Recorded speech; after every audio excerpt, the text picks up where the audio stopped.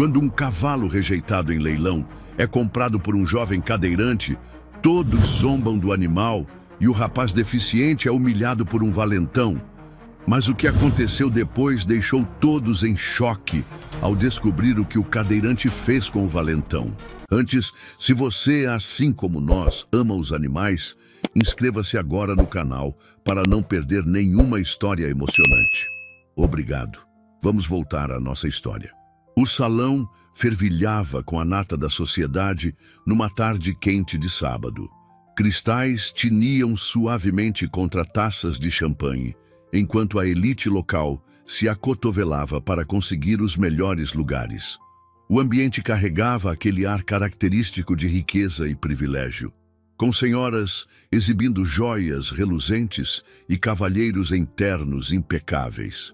Era o tradicional leilão anual de cavalos dos Monteiro, um evento que há gerações ditava o status social na região. Marina, a secretária do evento, observava discretamente o movimento enquanto organizava as últimas fichas de registro. Seus olhos cansados captaram uma movimentação incomum próxima à entrada principal. As pesadas portas de carvalho se abriram, revelando uma figura que destoava completamente daquele cenário pomposo. Um jovem, em uma cadeira de rodas manual, avançava com determinação pelo corredor central. Suas roupas, embora limpas e bem cuidadas, eram simples. Uma camisa xadrez, calças jeans e botas de couro gastas. O contraste com os presentes não poderia ser mais evidente. Os cochichos começaram quase que instantaneamente, como um enxame de abelhas irritadas. O burburinho aumentou quando Rodrigo Monteiro, o filho do proprietário do local, aproximou-se do recém-chegado com um sorriso que não alcançava seus olhos. Alto, bronzeado e vestindo um terno italiano sob medida, ele era a personificação do privilégio que aquele ambiente respirava. O jovem, na cadeira de rodas, manteve a compostura, seus olhos castanhos fixos no panfleto do leilão que segurava com firmeza. Vim para participar do leilão, como todos os outros, respondeu com uma tranquilidade que pareceu irritar ainda mais Rodrigo. O momento de tensão foi interrompido pelo som metálico do sino que anunciava o início do evento. Os presentes começaram a se acomodar em seus lugares, ainda lançando olhares furtivos na direção do visitante inesperado, que encontrou um espaço discreto próximo a uma das colunas. O primeiro lote gerou disputas acaloradas, puros sangues reluzentes, éguas premiadas, garanhões de linhagem impecável. Cada lance provocava suspiros de admiração e aplausos contidos da plateia seleta. Então, algo mudou no ambiente quando o lote número 17 foi anunciado. Um garanhão malhado entrou no ringue, conduzido por 2 tratadores visivelmente tensos. O animal, diferente dos anteriores, não exibia o porte majestoso esperado. Seu pelo, embora limpo, revelava diversas cicatrizes, algumas ainda em processo de cicatrização. Sua postura era defensiva, as orelhas voltadas para trás, denunciando seu desconforto. Lote 17, senhoras e senhores, anunciou o leiloeiro, sua voz perdendo um pouco do entusiasmo anterior. Um exemplar com potencial para recuperação. Lance inicial. Foi neste momento que algo extraordinário aconteceu. O jovem na cadeira de rodas ergueu sua placa de lances, sua voz firme cortando o ar como uma lâmina. Aceito o lance inicial.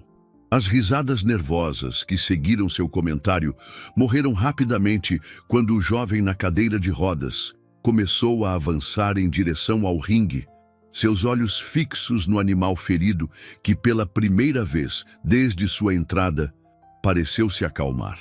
O garanhão malhado mantinha-se imóvel no centro do ringue, seus olhos escuros fixos no jovem que se aproximava na cadeira de rodas. Por um breve momento, o tempo pareceu congelar no salão de leilões, como se todos os presentes prendessem a respiração simultaneamente. O rapaz ignorou os olhares de desdém e os sussurros que o seguiam, concentrando-se apenas no animal à sua frente. Rodrigo Monteiro soltou uma risada forçada, aproximando-se com passos lentos e calculados. Miguel Santos, nunca ouvi falar. De onde surgiu essa figura interessante? A última parte foi direcionada à plateia, que respondeu com risadas contidas. Uma senhora idosa, na primeira fileira, levou a mão aos lábios, surpresa com a resposta direta. O próprio Rodrigo pareceu momentaneamente desconcertado, seu sorriso vacilando por uma fração de segundo. Enquanto os tratadores se preparavam para levar o animal, Miguel aproximou-se ainda mais do ringue. O garanhão, que até então mantinha uma postura defensiva com todos que dele se aproximavam, deu um passo em sua direção, as orelhas agora alertas e curiosas. Miguel assentiu, absorvendo a informação sem desviar o olhar do animal. Qual é a história dele? Neste momento, Rodrigo reapareceu, agora acompanhado por seu pai, Ricardo Monteiro, proprietário do local. O patriarca da família observou Miguel com uma mistura de curiosidade e preocupação. Miguel finalmente desviou o olhar do cavalo, encarando Ricardo diretamente. Senhor Monteiro, agradeço a preocupação, mas sabe o que vejo quando olho para esse animal? Não vejo perigo, vejo medo, vejo dor e, acima de tudo, vejo potencial. Foi neste instante que algo extraordinário aconteceu. O garanhão, que ainda estava no ringue, soltou um relincho agudo e avançou na direção de Rodrigo, fazendo-o recuar assustado. No entanto, ao passar por Miguel, o animal diminuiu o passo, baixando levemente a cabeça em sua direção. Marina, que observava tudo de seu posto, não pôde conter um sorriso. Em seus muitos anos trabalhando nos leilões dos Monteiro, nunca havia presenciado uma cena como aquela. Era como se o cavalo, de alguma forma, reconhecesse em Miguel uma alma igualmente ferida. Miguel estendeu a mão lentamente, seus dedos a centímetros do focinho do animal. O salão inteiro pareceu prender a respiração, esperando o pior.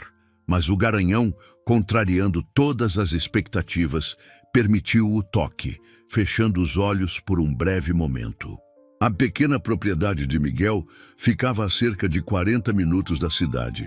Era um lugar modesto, mas bem cuidado, com um estábulo reformado e um amplo pasto cercado. O sol da tarde já começava a se pôr quando a caminhonete que transportava o garanhão estacionou próxima ao portão principal. Josefa, a governanta que cuidava da propriedade há mais de 2 décadas, aproximou-se lentamente. Seus cabelos grisalhos estavam presos em um coque frouxo e suas mãos calejadas revelavam uma vida inteira de trabalho árduo. Meu Deus do céu, Miguel! Quando você disse que tinha comprado um cavalo no leilão, imaginei algo diferente. As palavras dele trouxeram à tona memórias que Josefa preferia esquecer. O acidente há 5 anos, que mudara para sempre a vida do jovem que ela vira crescer. Miguel tinha apenas 22 anos quando aconteceu.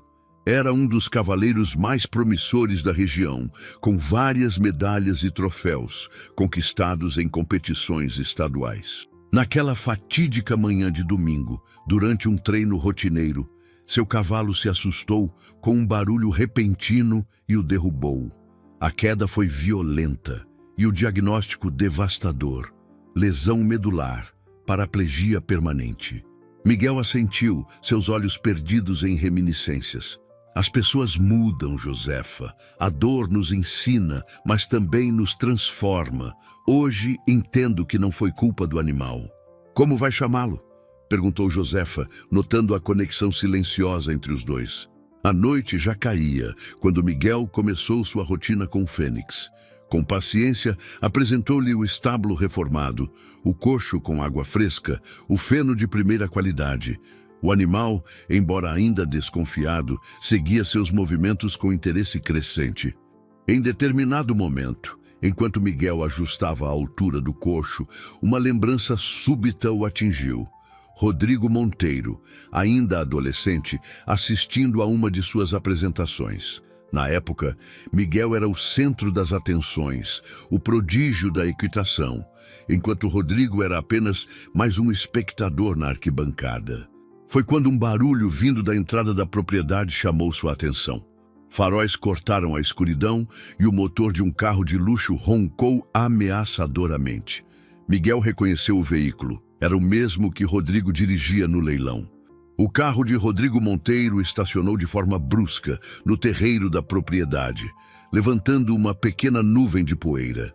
A porta se abriu com violência e dele desceram Rodrigo e dois homens que Miguel não reconheceu. Fênix, sentindo a tensão no ar, começou a se agitar em seu novo estábulo. "Calma, amigo", sussurrou Miguel, posicionando sua cadeira de rodas de forma a ficar entre o estábulo e os visitantes indesejados. Josefa permaneceu na varanda, seu telefone celular discretamente em mãos, pronta para qualquer emergência.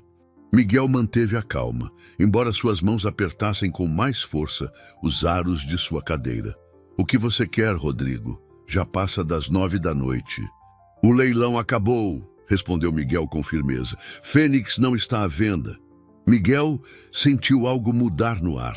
Havia algo na voz de Rodrigo, uma nota de ansiedade que não combinava com sua postura arrogante. "Que história seria essa, Rodrigo?" Foi então que Josefa, que observava tudo da varanda, decidiu intervir.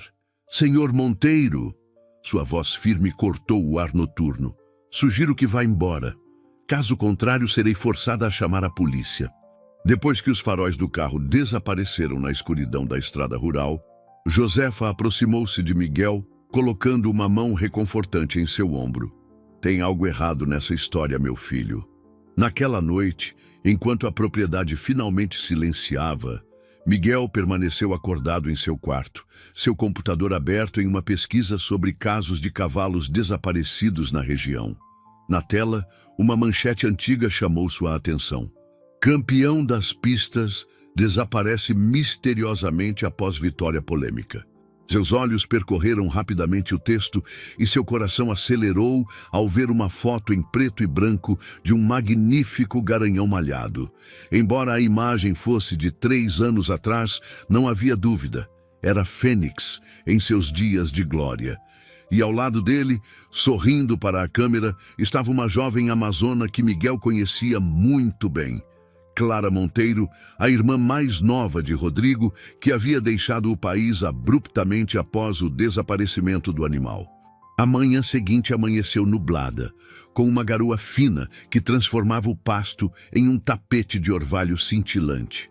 Miguel acordou cedo, suas descobertas da noite anterior ainda ecoando em sua mente. Clara Monteiro. Aquele nome trazia lembranças de uma época mais feliz, quando os hipódromos e as competições faziam parte de sua vida diária. Tomando seu café na varanda, observava Fênix pastando tranquilamente. O animal já demonstrava sinais sutis de adaptação.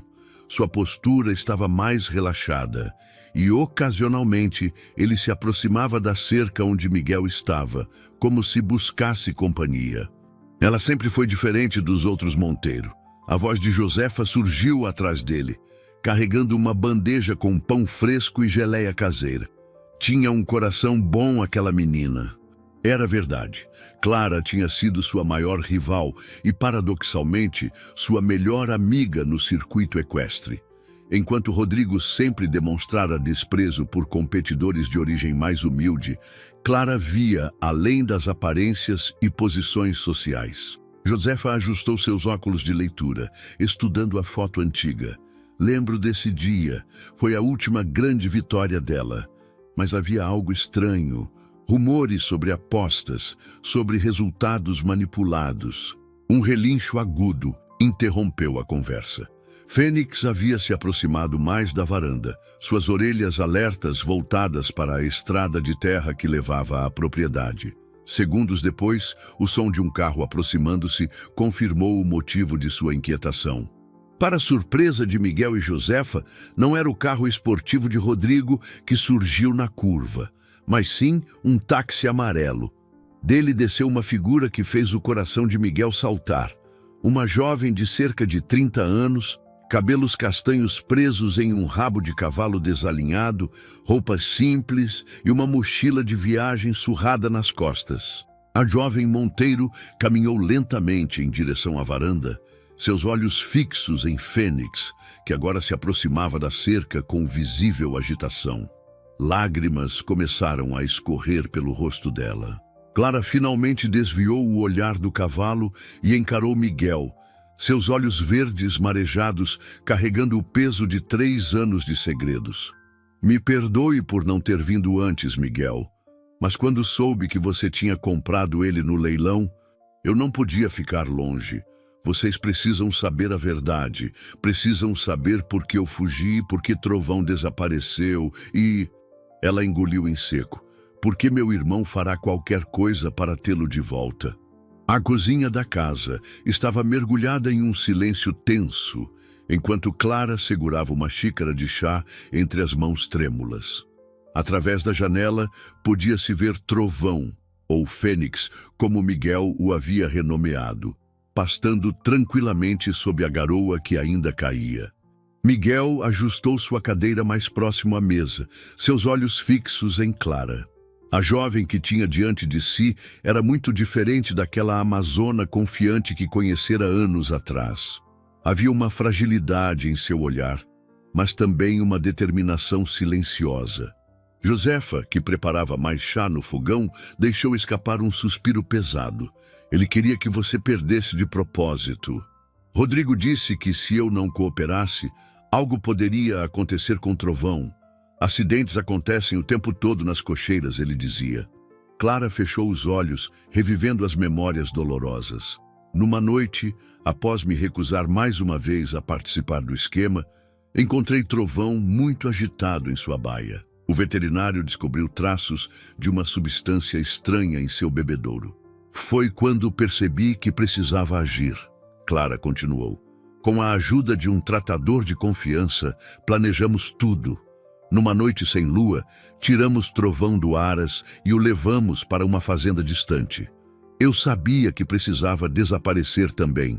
Rodrigo nunca me perdoaria. O rosto de Clara se contorceu em uma expressão de dor. O tratador que me ajudou, ele sofreu um acidente alguns meses depois. Nunca soube se foi realmente um acidente. Perdi o contato com a fazenda onde Trovão estava. E quando finalmente consegui localizar o lugar, ele tinha sido vendido. Passei os últimos anos seguindo pistas falsas, tentando encontrá-lo. Neste momento, um relincho agudo cortou o ar.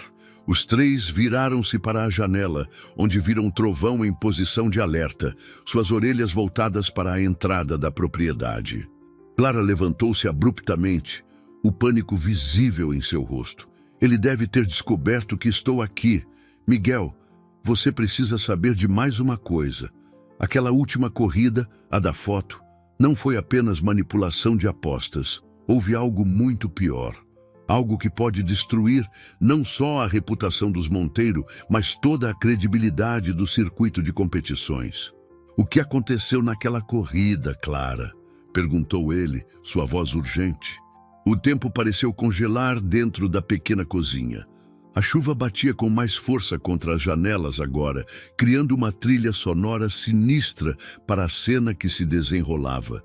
Josefa, paralisada próxima ao fogão, ainda segurava a chaleira fumegante. Clara havia se colocado instintivamente entre Rodrigo e Miguel. Dano! Rodrigo soltou uma risada amarga, a arma ainda apontada para o grupo. Você tem ideia do que sua fuga causou à nossa família? O que seus joguinhos de moralidade custaram? Essa não é a solução, Rodrigo, disse Miguel, sua voz serena cortando a tensão como uma lâmina afiada. O que aconteceu naquela última corrida? O que foi tão grave que você precisa esconder com tanta desesperadamente? Você não entende, murmurou ele, a mão que segurava a arma tremendo levemente. Não era para ninguém se machucar. Era só para ser mais uma corrida manipulada. O rosto de Josefa empalideceu com a revelação, e Miguel sentiu seu coração apertar. Agora tudo fazia sentido, a obsessão de Rodrigo em recuperar Trovão, o desespero em manter Clara longe. Neste momento, um relincho poderoso cortou o ar. Trovão havia se aproximado da janela da cozinha, seus olhos inteligentes fixos na cena que se desenrolava dentro da casa. O som pareceu despertar algo em Rodrigo, que por um momento baixou levemente a arma. Foi tudo o que Miguel precisava.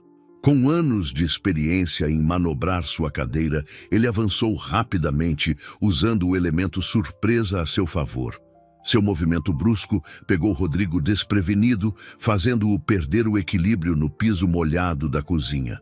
"Acabou, Rodrigo", disse Clara, chutando a arma para longe do alcance do irmão. "Não vou mais permitir que você machuque ninguém." O pânico tomou conta de todos quando viram ele pegar um galão de combustível que estava próximo ao trator. Miguel, impotente em sua cadeira, observava horrorizado enquanto Rodrigo avançava em direção ao estábulo. Com uma precisão impressionante, Trovão se colocou entre Rodrigo e o estábulo, empinando majestosamente. A visão do imponente garanhão, recortado contra o céu tempestuoso, fez Rodrigo recuar, deixando cair o galão de combustível. O som das sirenes da polícia cortou o ar da madrugada, misturando-se com o tamborilar da chuva, que agora caía com menos intensidade. Trovão permanecia como uma estátua viva entre Rodrigo e o estábulo, suas orelhas atentas a cada movimento. O momento de tensão havia passado, mas o ar ainda estava carregado com o peso das revelações recentes.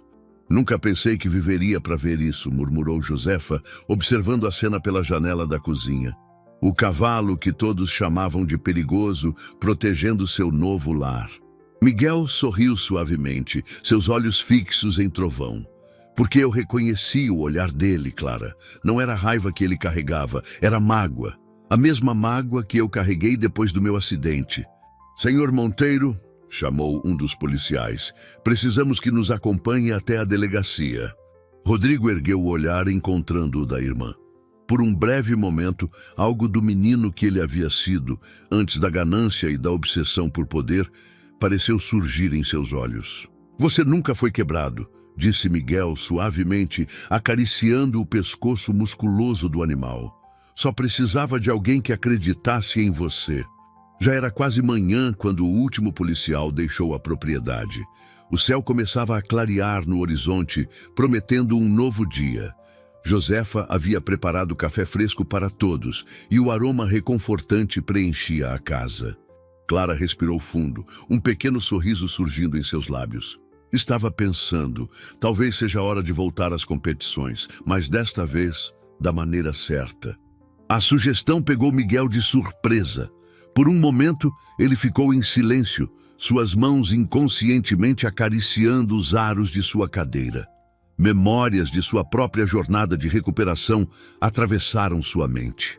"Impressionante", murmurou o veterinário, passando as mãos experientes pelo dorso musculoso do garanhão.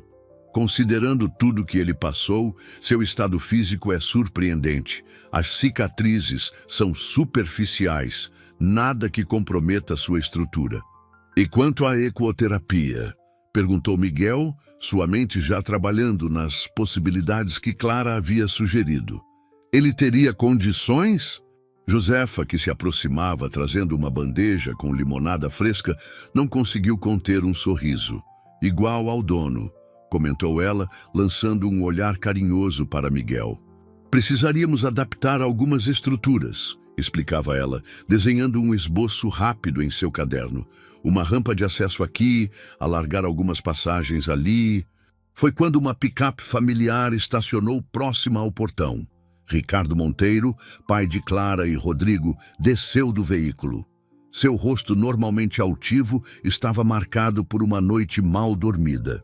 "Filha", começou Ricardo, sua voz rouca de emoção, "acabei de sair da delegacia."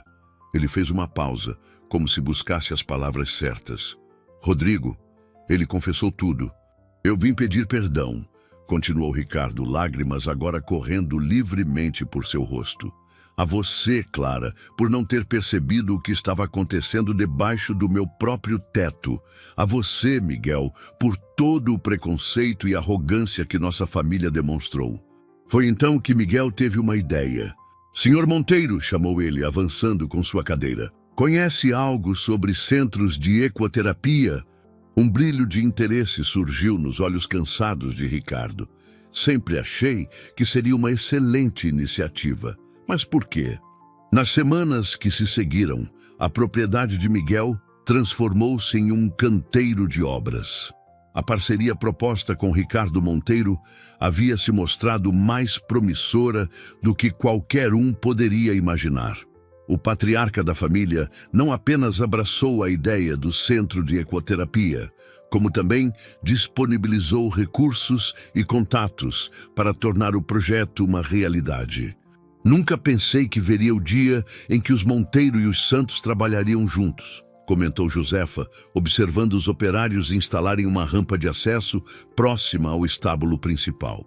Clara, que supervisionava a reforma de uma das baias, aproximou-se com Trovão ao seu lado. O Garanhão, agora completamente recuperado, acompanhava cada mudança na propriedade com curiosidade evidente. Miguel observou o animal com orgulho. Trovão havia se transformado nas últimas semanas. Seu pelo brilhava com saúde e suas cicatrizes, embora ainda visíveis, pareciam menos pronunciadas. Mas a maior mudança estava em seus olhos. O medo havia dado lugar a uma confiança serena. Clara sentou-se em um fardo de feno próximo, sua expressão pensativa. Papai mencionou que alguns de seus antigos contatos no circuito equestre demonstraram interesse em conhecer o projeto. Aparentemente, a ideia de transformar um haras tradicional em um centro terapêutico chamou a atenção do meio. Ricardo Monteiro estacionou seu carro e caminhou até eles, carregando uma pasta de documentos. Suas visitas haviam se tornado frequentes e cada vez mais ele demonstrava um entusiasmo genuíno pelo projeto. A notícia foi recebida com sorrisos e abraços. Era mais um passo importante na concretização do sonho que havia nascido em uma noite de tempestade. Ele está diferente, disse Ricardo, passando a mão pelos cabelos grisalhos. A carta, ele pede perdão. Diz que o tempo na prisão o fez refletir sobre suas escolhas, sobre o mal que causou. E ele hesitou por um momento. Ele perguntou se, quando cumprir sua pena, poderia trabalhar no projeto, cuidando dos cavalos. Foi então que Trovão, que até então observava tudo à distância, aproximou-se de Ricardo. O Garanhão, que uma vez havia sido vítima das ações de Rodrigo, gentilmente encostou seu focinho no ombro do homem mais velho, como se oferecesse conforto. A manhã do primeiro dia oficial do Centro de Ecoterapia Santos Monteiro amanheceu clara e fresca. Miguel acordou antes do sol nascer, uma mistura de ansiedade e expectativa, fazendo seu coração bater mais rápido. Da janela de seu quarto, podia ver os primeiros raios dourados iluminando as novas instalações. O centro havia ficado ainda mais bonito do que eles haviam imaginado. As baias reformadas brilhavam com pintura nova, as rampas de acesso eram amplas e seguras e uma placa elegante na entrada anunciava: onde limitações se transformam em possibilidades. Miguel sorriu, lembrando-se do momento em que viu Trovão pela primeira vez. A vida tem um jeito engraçado de juntar as peças, não é? E nosso primeiro paciente? Perguntou Miguel, ajustando sua cadeira para acompanhar Clara até a área de recepção. Como se entendesse que estava sendo mencionado, o Garanhão ergueu a cabeça, suas orelhas atentas. Nos últimos meses, ele havia se mostrado excepcionalmente receptivo ao treinamento para ecoterapia, desenvolvendo uma sensibilidade especial com as pessoas. Ricardo Monteiro chegou pouco depois, carregando um grande quadro emoldurado. Achei que isto deveria estar aqui, disse ele, revelando uma fotografia ampliada de Trovão e Miguel no dia do leilão. O momento exato em que seus olhares se encontraram pela primeira vez. O som de um carro se aproximando chamou a atenção de todos. Era a van adaptada trazendo Pedro e sua família. O menino, em sua cadeira de rodas, tinha os olhos arregalados de expectativa. A mãe de Pedro, emocionada, segurava a mão do filho. Ele não dormiu a noite toda de tanta ansiedade, contou ela. Ficou repetindo que ia conhecer um cavalo mágico. O sorriso que iluminou o rosto de Pedro naquele instante foi como um raio de sol depois de uma longa tempestade. Era o mesmo sorriso que Miguel havia descoberto em si mesmo quando encontrou o trovão. O mesmo que Clara reencontrou ao voltar para casa. O mesmo que agora brilhava nos olhos de todos os presentes. Foi então que Miguel percebeu algo extraordinário. A verdadeira terapia não estava apenas nos exercícios que realizariam, nas técnicas que aplicariam. Estava ali, naquele momento de conexão pura, naquela capacidade de ver além das limitações e cicatrizes. 6 meses se passaram desde a inauguração do Centro de Ecoterapia Santos Monteiro. O outono pintava as árvores com tons dourados e avermelhados, e uma brisa fresca soprava pelos campos. O centro havia se tornado um sucesso além das expectativas. A lista de espera crescia a cada semana, e os resultados dos primeiros pacientes eram impressionantes. Pedro, o primeiro paciente, já conseguia manter-se sentado com muito mais firmeza, e seu desenvolvimento motor surpreendia até mesmo os médicos mais céticos. Outros pacientes também mostravam progressos notáveis, não apenas fisicamente, mas também em aspectos emocionais e sociais. Naquela manhã particular, however, havia uma tensão diferente no ar. Miguel observava pela janela de seu escritório enquanto um carro desconhecido se aproximava pela estrada de terra. Seu coração acelerou ao reconhecer o motorista. Era o advogado da família Monteiro. Sim, Clara interrompeu suavemente. Ele ainda quer trabalhar aqui. Disse que está disposto a começar do zero, fazendo qualquer serviço que oferecermos. O que você acha? Perguntou Miguel a Trovão, que pastava tranquilamente próximo à janela de seu escritório. O garanhão ergueu a cabeça, seus olhos sábios encontrando os de Miguel. Uma semana depois, o mesmo carro do advogado retornou à propriedade. Desta vez, porém, trazia um passageiro adicional. Rodrigo Monteiro saiu do veículo lentamente, quase hesitante. Estava mais magro, seu rosto mais pálido, e seus olhos haviam perdido aquela arrogância característica. "Bem-vindo de volta", disse ela, sua voz embargada. Foi então que algo extraordinário aconteceu. Trovão, que estava no pasto próximo, começou a se aproximar lentamente. Todos prenderam a respiração, lembrando-se da última vez que o cavalo e Rodrigo haviam estado frente a frente. O tempo parecia ter congelado naquele momento. A brisa suave do outono agitava as crinas de Trovão enquanto ele e Rodrigo se encaravam. O silêncio era tão profundo que se podia ouvir o farfalhar das folhas secas no chão. Trovão deu um passo à frente e depois outro. Miguel, Clara e os demais observavam, contendo a respiração. O garanhão estava agora a apenas um braço de distância de Rodrigo. Com uma gentileza surpreendente, o animal estendeu seu pescoço e tocou levemente o ombro do homem com seu focinho. Rodrigo desabou. Seus joelhos cederam e ele caiu na terra, soluçando abertamente. Anos de culpa, arrependimento e vergonha finalmente encontravam sua liberação. Clara correu para abraçar o irmão, suas próprias lágrimas se misturando às dele.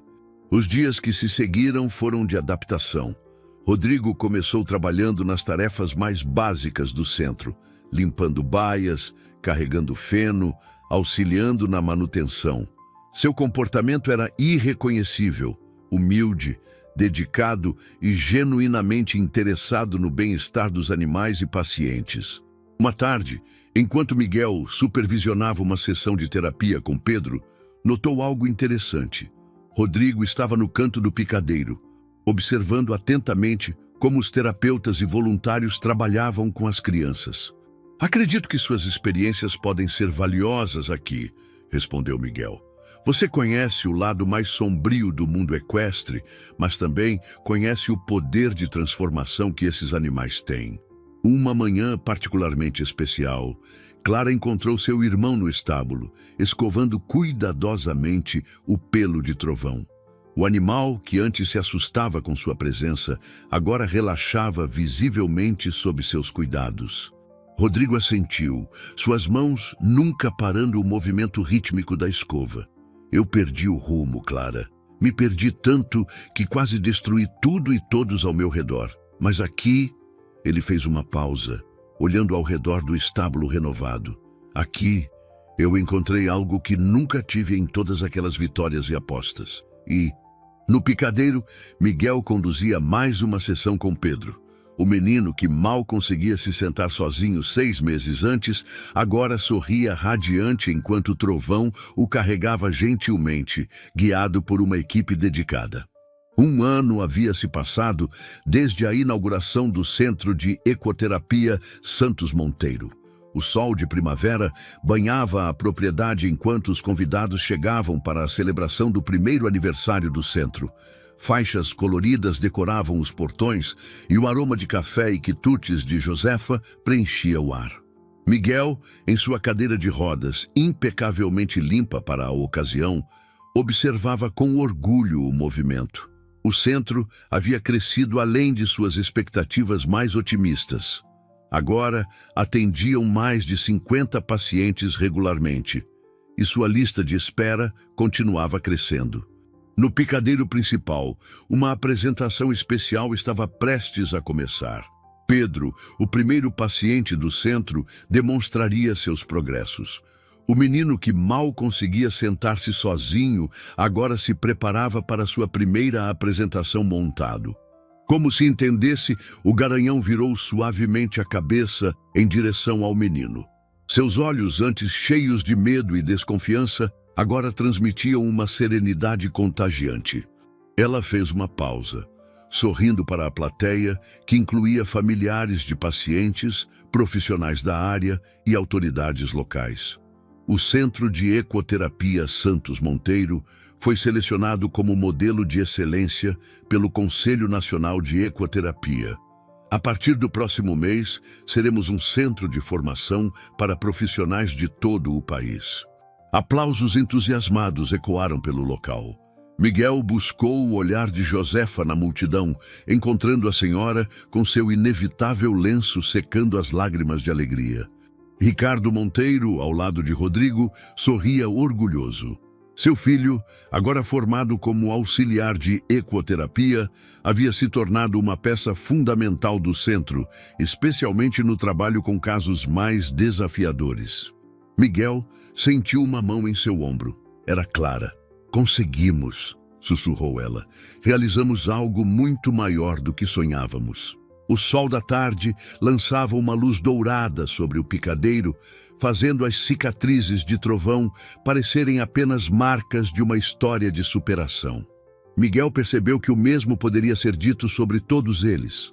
Suas cicatrizes, visíveis ou não, haviam se transformado em testemunhas silenciosas de suas jornadas de cura e transformação. Clara sorriu, seus olhos brilhando com lágrimas contidas. Não foi apenas uma decisão, Miguel, foi coragem. Coragem de ver além das aparências, de acreditar na capacidade de mudança, de dar uma segunda chance. O Centro de Ecoterapia Santos Monteiro havia se tornado mais que um local de terapia. Era um testemunho vivo de que a verdadeira cura começa quando aprendemos a perdoar, a recomeçar e, acima de tudo, a acreditar no poder transformador do amor e da compreensão.